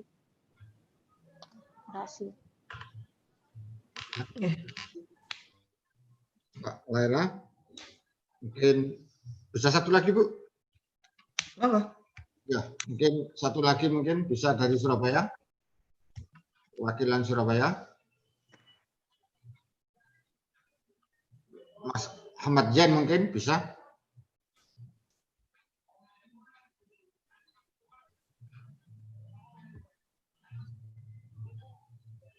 Ahmad Zain, ya, monggo. Silakan pertanyaannya.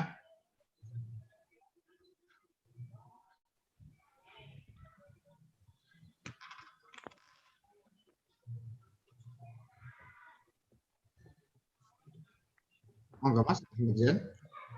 Selamat siang. Oke, selamat siang. Mas Faris. Iya, begini Bu, mohon maaf sebelumnya. Mengenai wewenang yang tadi itu, apakah tidak diberikan sedikit akses bagi para peserta SKPP? Mungkin setelah lulus kita diberikan akses untuk bisa lebih dekat dengan Panwascam.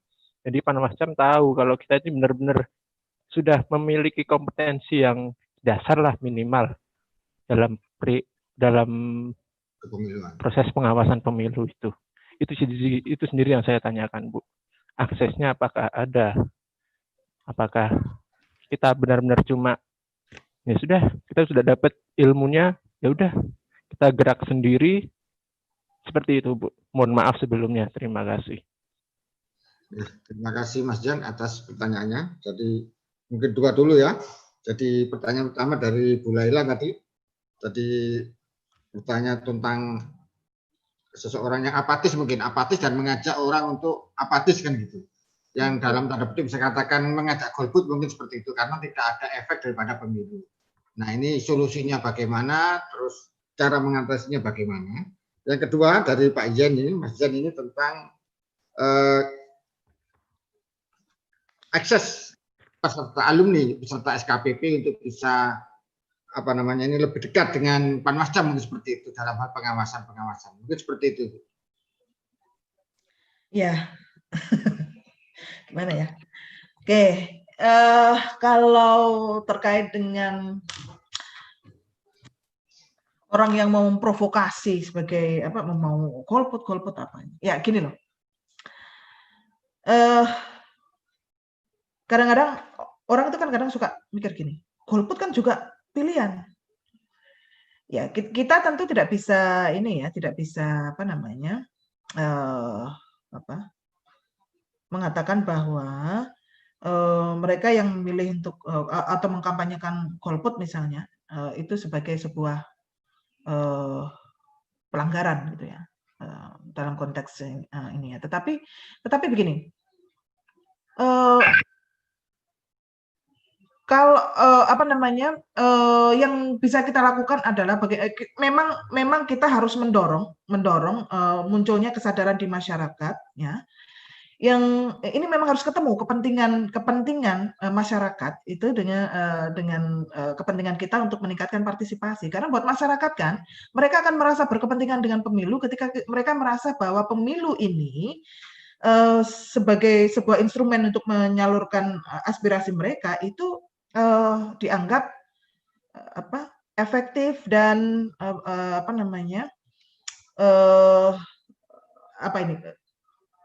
mereka bisa percaya gitu ya. Kalau pemilunya kemudian banyak kecurangan atau secara penyelenggaranya itu dianggap juga banyak yang kurang profesional dan seterusnya, tentu ini akan bermuara pada ketidakpercayaan publik terhadap baik proses maupun hasil pemilu. Nah, yang tentu dua aras ini baik pada proses maupun hasil ini kita upayakan untuk ini bisa menumbuhkan atau mengembalikan kepercayaan publik ya, kepada pemilu. Nah, itu sebabnya konsistensi dan integritas penyelenggara itu harga mati, tidak boleh. Ini karena kalau tidak ini pemilunya itu bisa runtuh legitimasi oleh publik ya terhadap pemilu gitu.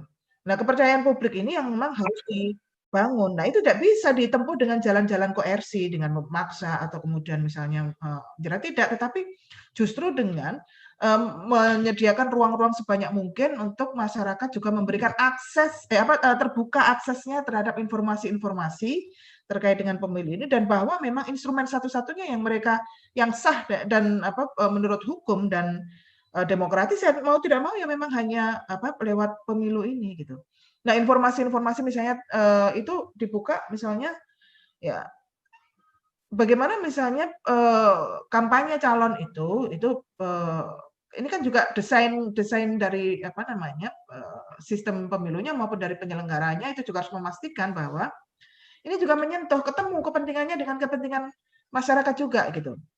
Jadi bagaimana misalnya kalau kemarin kan ada nih ruangnya dibuat debat terbuka misalnya, sehingga mereka bisa menyampaikan visi misi kepada masyarakat dan seterusnya gitu. Nah, sekarang bagaimana dalam konteksnya dengan penyelenggara gitu ya. Nah, ini termasuk juga misalnya pengawas, apa yang harus dilakukan untuk meningkatkan kesadaran masyarakat. Ya memang teman-teman ini dengan menjadi orang yang lebih tahu gitu, tentu kemudian juga bisa membukakan akses kepada mereka yang tidak tahu, akses informasi ya. Akses informasi dan memberikan penguatan itu lebih penting sebetulnya. Bahwa jangan sampai publik itu hilang trust terhadap pemilu. Namanya kadar pengawasan partisipatif, maka kita harus memastikan bahwa di dalam pemilu itu juga ini ngomong soal filosofi dasar aja ya. Nah, teman-teman memang itu tadi harus mendorong terciptanya lingkungan yang itu juga memunculkan kesadaran publik, kesadaran masyarakat untuk turut serta ya, berpartisipasi baik di dalam proses maupun nanti itu pengawasan di hasil pemilu, karena yang paling berkepentingan, sekali lagi yang paling berkepentingan dengan pemilu itu tidak lain tidak bukan ya hanya masyarakat. Penyelenggara pemilu hanya fasilitator. Ya. Masyarakat yang paling berkepentingan, mereka yang paling berkepentingan dengan output dari elektoral. Mereka yang paling berkepentingan dengan munculnya pemimpin yang bisa menjawab persoalan mereka, yang paling bisa mensejahterakan mereka. Nah, kami hanya bisa memastikan di tengah prosesnya itu berlangsung dengan baik, dengan jujur, dengan adil, ya, dengan bermartabat dan berkualitas gitu. Nah, di situ. Jadi sekarang posisinya teman-teman di mana? Ya tentu bersama-sama dengan kami di dalam proses untuk mendorong ke arah sana. Nah, apa yang bisa dilakukan? Ya, itu sama dengan pertanyaannya tadi di awal, sosialisasi terkait dengan sosialisasi tadi. Ya, teman-teman ini komitmen teman-teman itu harus diwujudkannya dengan begitu. Seberapa mampu teman-teman menjadi kader penggerak untuk menumbuhkan kesadaran publik. Ya. Jadi bukan hanya melakukan pengawasan pemilu ini, tetapi juga bagaimana kemudian menjadi istilahnya daya dongkrak teman-teman harus diuji.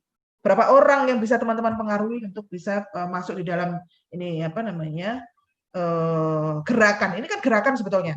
Gerakan bersama antara Bawaslu dengan masyarakat itu wujudnya salah satunya adalah SKPP. Nah, Namanya gerakan itu kan bagaimana kita bisa menggerakkan sebanyak mungkin orang untuk bisa masuk dan menerima gagasan-gagasan ini. Nah, saya kira mungkin bingkai besarnya semacam itu ya. Jadi kalau tanya lagi, apa yang bisa dilakukan? Nah, saya kalau kayak begitu, saya mungkin akan kembalikan kepada Mbak Lia ya tadi ya. Ya. Apa yang Mbak Lia bisa lakukan di lingkungan untuk bisa menggerakkan orang, kemudian untuk bisa ikut berpartisipasi. Orang kadang-kadang harus dilihat dulu hambatan berpartisipasinya apa. Nah, itu yang mungkin harus diatasin ya. Mungkin nggak punya akses terhadap informasinya kah, atau mungkin karena takut ada apakah, atau mungkin ada intimidasi kah, atau apalah misalnya. Banyak sekali hambatan partisipasi. Nah, itu harus teridentifikasi dan kalau itu bisa kita selesaikan, kita selesaikan. Ya. Karena partisipasi satu-satunya kunci untuk legitimasi pemilu, dan itu ada di tangan kita bersama, tanggung jawab kita bersama maksud saya. Gitu. Nah, yang kedua tadi akses apa? Nanya soal akses apa, Pak Dayat? Yang kedua tadi tentang akses untuk ke Panwascam. Ya. Akses kepada Panwascam. Mas Zen, saya sudah jawab tadi ya. Jadi kalau akses menjadi Panwascam, saya kira aksesnya terbuka untuk semua, tidak hanya teman-teman SKPP ya. Aksesnya terbuka untuk semua. Siapapun bisa mengakses, tetapi prosesnya sudah lewat. Tetapi kalau yang diminta akses untuk misalnya bekerja sama, berkolaborasi dengan Panwascam, silahkan. Mau datang kapanpun, silahkan. Ya, mau tanyakan apa yang bisa teman-teman kontribusikan atau dikerjasamakan dengan Panwascam dalam konteks misalnya melakukan pengawasan partisipatif. Tidak masalah. Setiap saat misalnya kalau perlu teman-teman ngantor misalnya ikutan ngantor setiap hari atau ngopi bareng dengan Panwascam, silakan. Tentu kalau sekarang kondisinya corona ya tetap harus dihitung ya risiko-risiko dan protokol-protokol yang diterapkan. Itu. Nah, tentu ini jangan ditanyakan soal kewenangan tadi ya, karena kalau kewenangan itu satu-satunya kewenangan berundang-undang ya hanya di pengawas ya, karena kewenangan itu nanti kaitannya dengan otoritas yang diberikan untuk melakukan atau menindak itu terkait dengan itu hanya dimiliki oleh pengawas, sehingga jika pada level otoritas yang itu yang dibayangkan oleh teman-teman, maka mau tidak mau teman-teman harus masuk menjadi penyelenggara. Ya.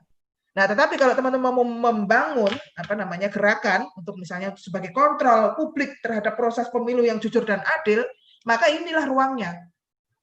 Ya, SKPP inilah ruangnya. Gitu. Jadi, tadi saya sempat baru teringat juga, tadi ada pertanyaan di awal-awal sangat tadi ada yang bertanya begini. Gimana sekarang kalau lulusan SKPP itu kalau misalnya tahun depan mau jadi tim sukses ini gimana gitu. Apakah ini ijazahnya akan berlaku selamanya dan seterusnya. Gini. Saya mau merespon ya bahwa ini kalau mau menjadi pengawas partisipatif itu ini adalah satu sikap politiknya teman-teman ya untuk membangun atau menjadi bagian dari gerakan pengawasan partisipatif. Nah, bahwa kemudian misalnya nanti teman-teman secara sikap politik memutuskan untuk beralih posisi menjadi pendukung dari katakanlah misalnya peserta pemilihan atau peserta pemilu, itu sikap politiknya teman-teman. Tetapi tentu ini ruangnya berbeda jadinya, ya. Itu haknya teman-teman, mau berdiri di posisi mana saja itu haknya teman-teman. Silakan. Kami hanya memberikan bekal pengetahuan dengan ini. Tetapi memang harapannya apa yang diberikan oleh Bawaslu ini adalah investasi gerakan pada teman-teman. Tetapi jika misalnya teman-teman kemudian memutuskan, enggak apa-apa, sah saja, itu adalah pilihannya teman-teman. Tentu kita tidak bisa menghalangi orientasi politik seseorang ya, tetapi tentu harus dipahami bahwa situasinya berbeda, posisinya berbeda, karena dengan begitu teman-teman tidak lagi netral, ya. Sementara sebagai pengawas, teman-teman dituntut untuk senantiasa netral dan objektif. Dalam hal ketika misalnya teman-teman sudah menjadi bagian dari tim sukses atau tim kampanye, maka ke depan kalau ingin menjadi bagian dari penyelenggara, ke depan ada batasan yang diatur sesuai dengan peraturan perundang-undangan gitu. Misalnya nih, kalau menjadi anggota partai atau simpatisan itu 5 tahun itu udah nggak boleh lagi nggak bisa menjadi penyelenggara selama 5 tahun. Kalau sudah 5 tahun baru boleh, misalnya semacam itu. Nah, ada batasan-batasan semacam itu. Nah, itu pilihan tentu di tangan teman-teman ya. Kalau mau menjadi pengawas partisipatif itu kapan saja bisa. Kapan saja bisa. Mau besok menjadi tim kampanye, terus kemudian besoknya mau menjadi pengawas partisipatif, silakan, tidak apa-apa. Gitu. Tetapi tidak bisa menjadi pengawas pemilu itu saja. Saya kira mungkin konteks ini dipahami ya. Gitu. Oke. Terus apa tadi? Penegakan hukum. Nah, terus terkait dengan penegakan hukum. Nah, strategi untuk masyarakat agar aktif dalam penegakan hukum. Kalau mau aktif di dalam penegakan hukum itu tadi. Ini teman-teman juga kalau bisa memperluas kanal-kanal informasi kepada masyarakat juga menjadi kanal atau saluran informasi juga saluran masyarakat juga kalau misalnya membantu masyarakat mengadu kepada Bawaslu itu silahkan saja. Itu salah satu cara untuk berpartisipasi di dalam penegakan hukum. Karena kalau yang memiliki kewenangan penindakan sekali lagi adalah Bawaslu, sehingga ini tetap harus muaranya diarahkan kepada Bawaslu. Laporan-laporan misalnya seluruh perkara pelanggaran yang peristiwa pelanggaran yang ditemukan oleh teman-teman itu harus dilaporkan kepada Bawaslu supaya bisa ditindaklanjuti. Jika dalam konteks ini penegakan hukum bisa dilakukan. Jika tidak, ya, bagaimana kami bisa ketika misalnya laporannya tidak kami ketahui misalnya, atau teman-teman juga bisa misalnya membantu supaya keterpenuhan syarat formil dan material di dalam setiap laporan misalnya itu bisa tercapai ya, terpenuhi gitu. Nah, saya kira mungkin itu. Nah, berikutnya terkait dengan pertanyaan soal seberapa efektif ya Bawaslu atau efisien pertanyaannya. Bagi efektif mungkin ya bagi masyarakat daerah seberapa efektif. Nah, begini, kami sebetulnya sudah berupaya untuk menjangkau sebanyak mungkin, seluas mungkin masyarakat untuk dapat berpartisipasi melakukan pengawasan dengan menyampaikan laporan ini lewat aplikasi Bawaslu. Nah, sosialisasi juga sudah dilakukan. Hanya memang kalau sosialisasi ini kan terbatas ya jangkauannya ya.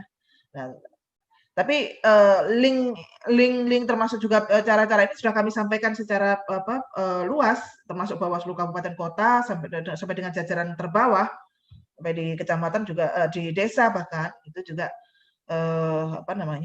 menyebarluaskan informasi tentang Bawaslu sehingga siapapun masyarakat itu bisa mengakses ini. Gitu. Nah, kalau pokoknya target kami adalah orang tahu gitu loh. Kalau mau melapor, kalau nggak misalnya kalau ada takut atau apa atau mungkin nggak yakin dengan penyelenggara, silakan saja adukan langsung ke Bawaslu misalnya.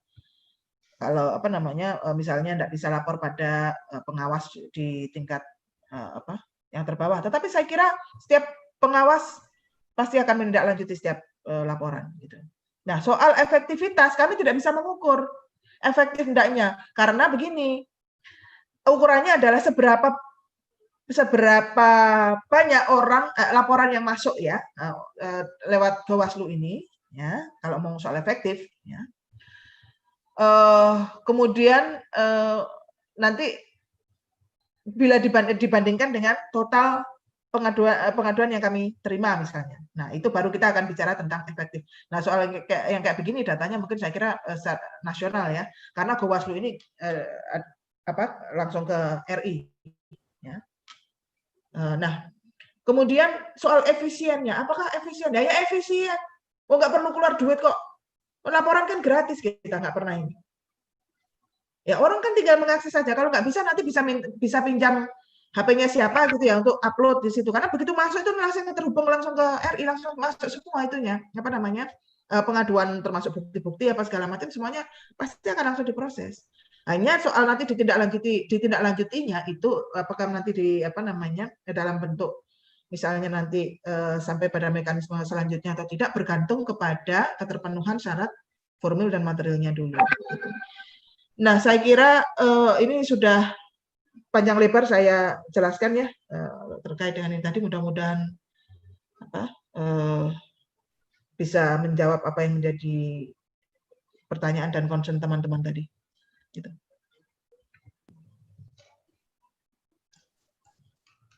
Terima kasih BK. Ini bisa mungkin kita akan dua lagi gimana Bu? Sampai jam berapa sih kita? Sampai 3:30. 3:30. Sampai malam, Bu. Satu aja ya. Hah? Satu aja ya. Sampai ini malam kan enggak. Atau ya dari mungkin kan 2 dari Surabaya. Ini mungkin bisa perwakilan dari teman-teman Magetan. Ya banyak Surabaya tadi. Ya, Magetan mungkin bisa.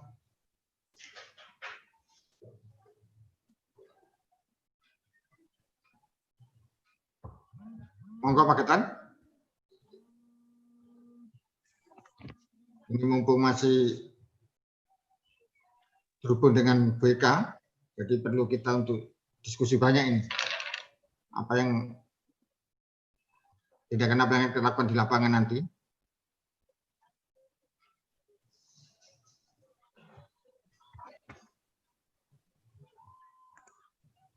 Triasi monggo. Selamat sore, Bu Eka. Oke, selamat sore. Aku mau nanya, Bu, itu kan ada... Mbak, suaranya kurang keras. Tes. Oke. Ya, Bu, itu kan ada aplikasi Gowaslu ya, Bu, ya? Ya. Dari Gowaslu. Terus itu apabila dari daerah pegunungan atau desa terpencil, apakah harus kita mengakses? Kita aja punya HP yang tipe Android ataupun iOS aja, kita jarang, Bu. Seperti itu. Gimana cara dari Bapak tuh untuk mensosialisasikan? Sekian dan terima kasih, Bu. Terima kasih. Jadi gini, prinsipnya penggunaan teknologi itu sebetulnya adalah untuk memudahkan dan menjangkau lebih banyak ceruk-ceruk di masyarakat yang mungkin belum terjangkau oleh kita ya. Jadi kalau kemudian secara teknologi, ini kan kadang-kadang teknologi juga bukannya tanpa keterbatasan ya, bukannya tak terbatas. Teknologi juga pasti punya kekurangan. Nah, memang kalau aplikasi ini kan juga bergantung pada misalnya sinyal ya. Kalau ada sinyal, kalau nggak ada sinyal ya walau alam kan gitu kan. Nah, sepanjang daerah yang bisa ada sinyal itu bisa mengakses misalnya. Atau kalaupun tidak itu, dari teman-teman kan sebetulnya tadi sudah saya sampaikan, jajaran pengawas pemilu mau di pelosok, mau di balik gunung, mau di dasar laut, kalau ada ada penduduknya di sana pasti ada pengawasnya, gitu ya. Nah, setiap pengawas kalau memang tidak bisa mengakses Gowaslu, jika memang mengetahui itu silakan dilaporkan kepada pengawas pemilu terdekat. Di satu desa ada satu, ya. Nah, kalau nggak bisa ya kemudian di kecamatan tidak apa-apa, atau di kabupaten kota misalnya. Ya kalau problemnya teknologi gitu. Nah, lakukan secara manual kalau gitu kan. Nah, manual lewat apa ya? Lewat jalur pengawas pemilu di jajaran kita di bawah. Silahkan disampaikan laporannya, dilengkapi syarat-syarat formil material, pasti akan diproses. Gimana kalau nggak diproses? Kalau gitu laporkan satu tingkat di atasnya. laporkan bahwa pengawas pemilu ini tidak bisa menindaklanjuti dan kalau perlu laporkan ke DKPP tidak apa-apa. Kalau tidak menindaklanjuti, karena itu kemudian menjadi ini. Karena kami insya Allah akan bekerja profesional ya terkait dengan itu. Oke, gitu nggih. Siap, Bu. Oke. Terima kasih. Terima kasih atas waktunya Mbak Triasi atas pertanyaannya. Jadi mungkin perlu closing statement Bu Eka? Belum ditutup? Oke, baik.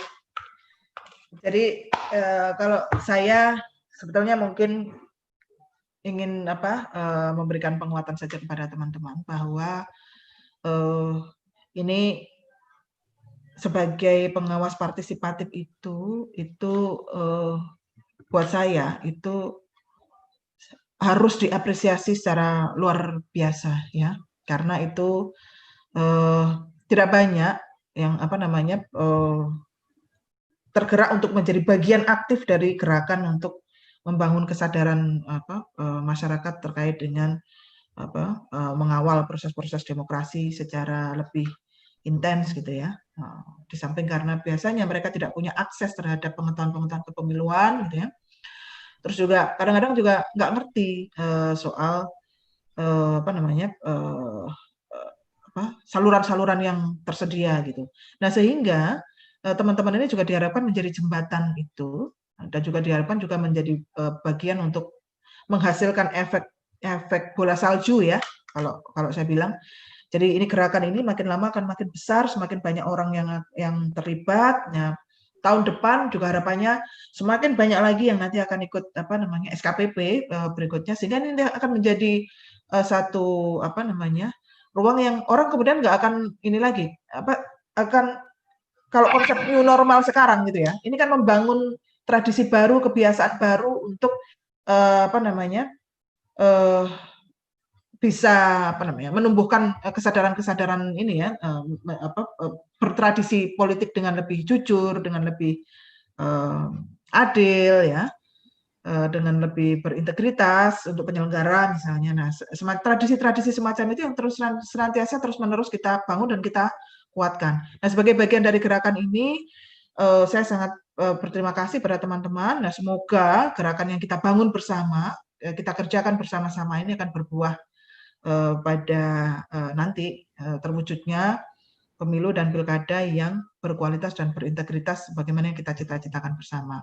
Saya kira itu saja dari saya. Saya ucapkan terima kasih dan sekali lagi selamat kepada teman-teman. Selamat mengikuti ujian juga setelah ini. Terima kasih Pak Moderator dan kawan-kawan Bawaslu. Saya cukupkan dulu, saya mohon izin. Habis ini saya juga masih ada agenda yang lain, jadi mohon maaf ini. Saya tahu masih banyak pertanyaan, tapi insya Allah nanti ruangnya jangan ruang daring deh. Nanti kita agendakan yang lain ya. Kalau masih ada pertanyaan, di situ juga masih ada Pak Dayat dan kawan-kawan yang Surabaya, yang Magetan juga ada Pak Fendi dan kawan-kawan. Nanti juga bisa, saya kira juga bisa menjadi teman ya di dalam proses diskusi dan berproses teman-teman semua. Nah, saya cukupkan dari saya. Terima kasih sekali lagi. Wallahul muwaffiq ila aqwamit thoriq. Assalamualaikum warahmatullahi wabarakatuh. Terima kasih. Warahmatullahi. Terima kasih Bu Eka Rahma atas wejangannya, atas tukar pikirannya. Ini sangat membantu sekali untuk kami, terutama teman-teman daripada pengawasan teman-teman sekolah kader pengawasan untuk sebagai bekal dalam melakukan pengawasan partisipatif di kala pilkada nanti. Bapak Ibu sekalian saya hormati, memang pemilu dan pengawasan, pemilu tanpa pengawasan adalah ibarat gambar pada mata uang yang satu sisi. Jadi pemilu dan pengawasan adalah seperti dua gambar dalam satu mata uang. Sehingga sangat terkait sekali. Jadi pemilu tanpa pengawasan maka akan menghasilkan pemimpin-pemimpin semacam Mussolini. Artinya apa? Kita sebagai bangsa Indonesia mempunyai riwayat atau mempunyai sejarah. Kalau kita tarik flashback ke belakang, kita punya riwayat dulu ada pemilu yang dikala pemerintahan Orde Lama, ada pemilu dikala pemerintahan Orde Baru. Gimana kita ketahui kalau memang pemilu di pemerintahan Orde Baru ini adalah pemilu yang menghasilkan pemimpin-pemimpin yang bisa dikatakan kurang demokrasi, artinya menghasilkan pemimpin yang diktator, ya kan? Nah, ini yang tidak kehendaki, ini yang pemilu-pemilu seperti ini tidak kehendaki. Maka karena perjuangan teman-teman 98, maka menghasilkan era yang dinamakan reformasi. Nah, dari era reformasi ini kita mencoba sama-sama untuk menghasilkan suatu pemilu yang terbuka, demokratis, berintegritas, sehingga menghasilkan pemimpin-pemimpin yang kredibel, yang menghormati hak asasi manusia, yang menghormati para pemilihnya.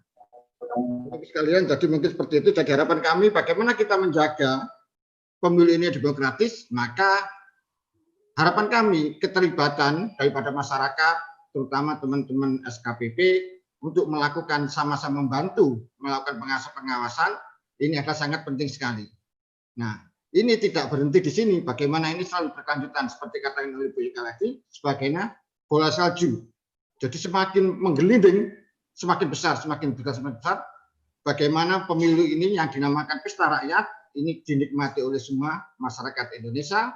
Semua masyarakat Indonesia melakukan pengawasan, sehingga pemilu yang jujur adil, sebagaimana dicatatkan oleh masyarakat bangsa Indonesia yang tertuang dalam Undang-Undang Dasar 45 ini, terlaksana dengan baik. Harapan kami mungkin seperti itu.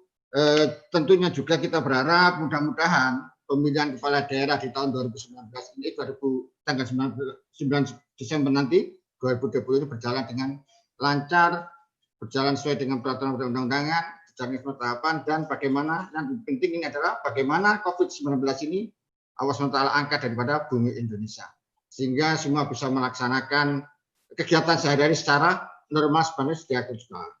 Mungkin seperti itu. Saya Hidayat dari Bawaslu Kota Surabaya beserta teman-teman sekretariatan Bawaslu Kota Surabaya dan juga mungkin mewakili teman-teman Bawaslu Kabupaten Magetan dan juga teman-teman sekretariat Bawaslu Kabupaten Magetan mengucapkan banyak terima kasih kepada peserta SKPV.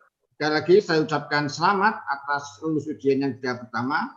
Tentunya ini tidak berhenti sini, bagaimana pertanyaan-pertanyaan ini juga nanti kita diskusikan bersama. Mungkin teman-teman yang ada di Magetan bisa bertanya atau bermain bersilaturahmi ke kantor Bawaslu, sehingga mengetahui apa itu Bawaslu, bagaimana kerja Bawaslu. Begitu juga teman-teman SKPP yang ada di Surabaya untuk bisa berkomunikasi dan berkoordinasi dengan kita yang ada di Bawaslu Kota Surabaya, bagaimana pemilu ini kita berjalan sesuai dengan yang kita harapkan. Dan bagaimana dengan diskusi nanti juga di dalam grup WA atau penyampaiannya, ini pengetahuan kita semakin bertambah tentang kepemiluan. Sehingga nanti mungkin di tiap tahapan kita akan sama-sama melakukan suatu pengawasan, sama-sama melakukan kerjasama. Mungkin seperti itu. Terima kasih waktunya, saya kembalikan ke host. Saya akhiri, wassalamualaikum warahmatullahi wabarakatuh. Waalaikumsalam.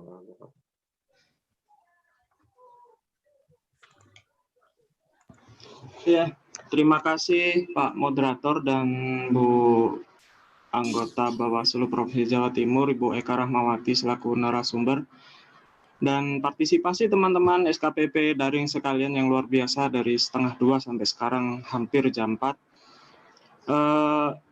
Sebelum live meeting kami mengingatkan kembali kalau teman-teman belum sempat absen, di kolom chat sudah saya kirimkan absensi kehadiran khusus untuk teman-teman peserta, jadi bisa diisi, lalu bisa live room meeting seperti itu. Ya, baik, dari kami kurang lebihnya mohon maaf. Kami akhiri sesi pada hari ini 6 Juni 2020 dengan bacaan alhamdulillah. Assalamualaikum warahmatullahi wabarakatuh. Waalaikumsalam warahmatullahi wabarakatuh. Sukses Pak Dayat.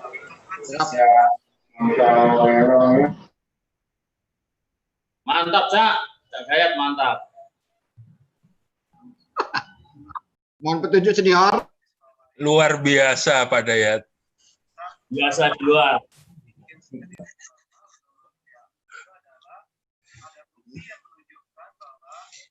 Magetan, sukses.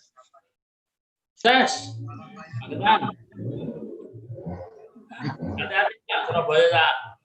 Apa? COVID. Surabaya merah membara sampai hitam. Surabaya zona hitam. Membara sampai hitam. Ini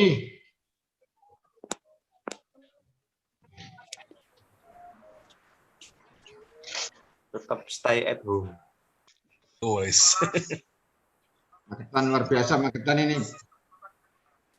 Politik ini bagaimana Magetan?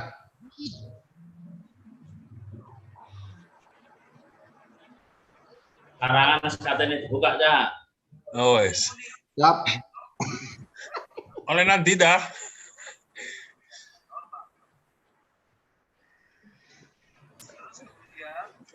Monggo lanjut. Siap, izin live dulu. Monggo, matur nuwun Pak Dayat. Siap, sami-sami. Assalamualaikum. Waalaikumsalam. Mas. Mohon izin Pak. Pak Usul Magetan.